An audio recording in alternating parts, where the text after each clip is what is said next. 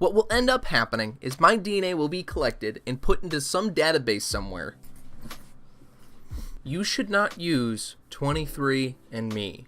In general, you shouldn't use any DNA sharing service. What I'm going to tell you is not a conspiracy, it is reality.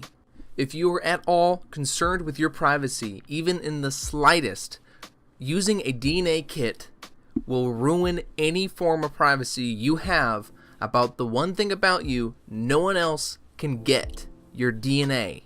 If you don't know what your DNA is, it's a long string of letters. These letters are a specific identification as to who you are. Each of your cells contain a strand of your DNA. Each cell operates based on what is in your DNA. It acts as its instructions. These instructions tell it what to do and when to do it. That's why your blood is made, your lungs convert oxygen to carbon dioxide, and your body produces urine and poop without you thinking about it. Your DNA is something that is uniquely you and no one else has it, in general.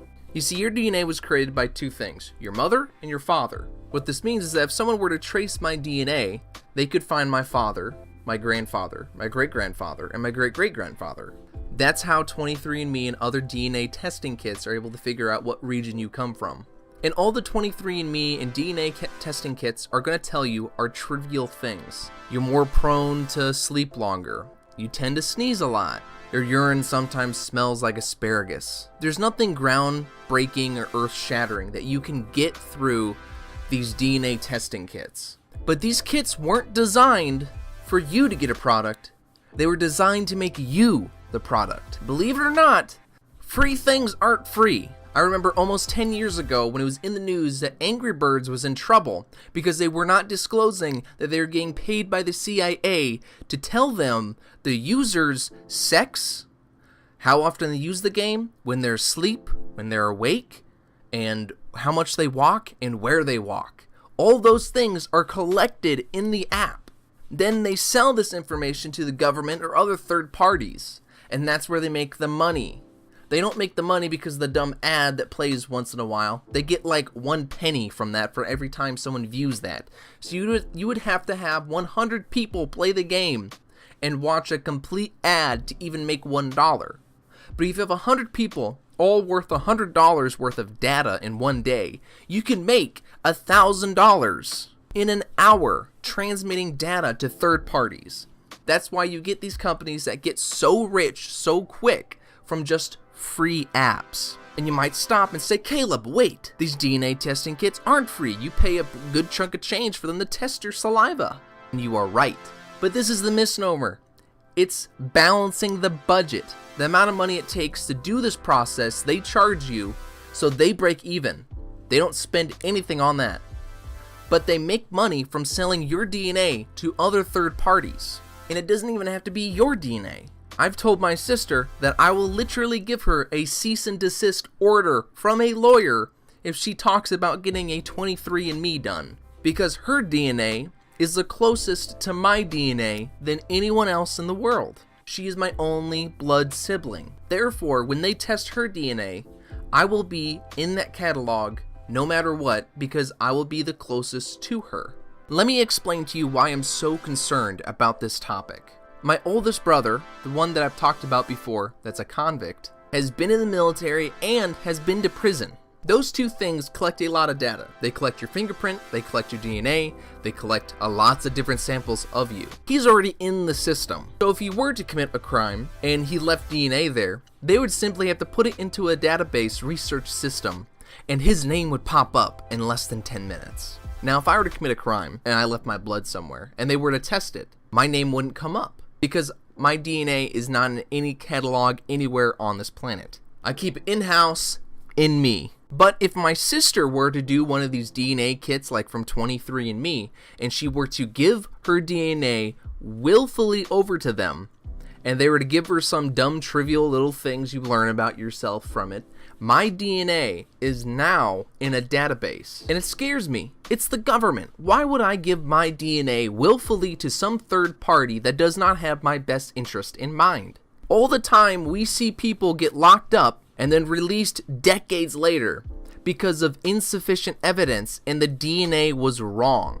Now imagine someone accuses me of something and they have a lot of power and a lot of money behind whatever their accusations are. They can claim they have DNA to prove I'm the father, or I committed this crime, I murdered someone, whatever it may be. All they have to do is go to a third party that has already bought my DNA from 23andMe or any other DNA testing kit, pay a large chunk of change, and now they have my DNA that they can provide as a evidence. That kind of stuff can lock me up, and it can take retrial after retrial after retrial, decades if not the rest of my life, to prove that I did not do something.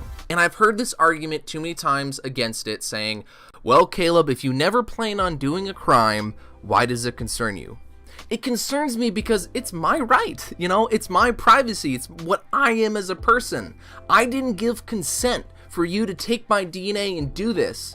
And there's a possibility that this could be an outcome because you took my DNA. If you don't believe me, you don't believe a single thing that I've said about this DNA testing stuff, is that they sell to third parties and then put it in the government databases and they can track you later. Let me prove it with this. Have you ever heard of the Golden State Killer? From 1974 to 1984, the Golden State Killer was a rapist, a serial killer, and a burglar who committed at least 13 murders, 50 rapes, and over 100 burglaries in California. Now, in each one of the things he did, he left DNA, but the guy himself was never in the system. So they just have this cold case of DNA sitting around that doesn't matter. It doesn't exist. No one can trace it to anyone. Until one of his relatives decided recently to do one of these DNA testing kits. And less than a month later, they convict this guy and they arrest him for being the Golden State Killer.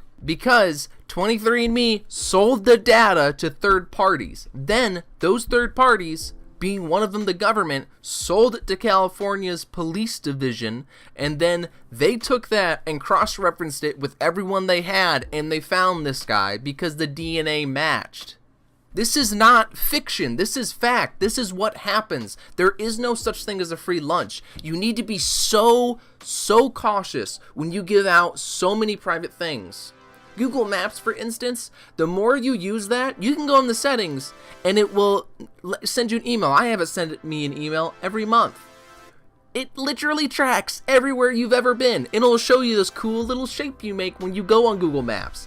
It tracks you, how long you've been somewhere, how often you frequent somewhere, exactly where you go inside the building, what section of a store you go to the most, and they sell all that data to other people. That's how they make money. It's capitalist, baby. It's how they make money. You have to understand that these people do not give a crap about your well-being, about your privacy, or about your security whatsoever. So you got to be super cautious when you give this stuff out there. I don't want my DNA out there. That's why I'm so serious that if my sister were to take one of these tests, that I would bring up a law case against her and try and get it thrown out and get it destroyed, because that's my DNA too. And no one has the right to do anything with my DNA, with my blood, my urine, my crap, but me. Nobody gets to touch that.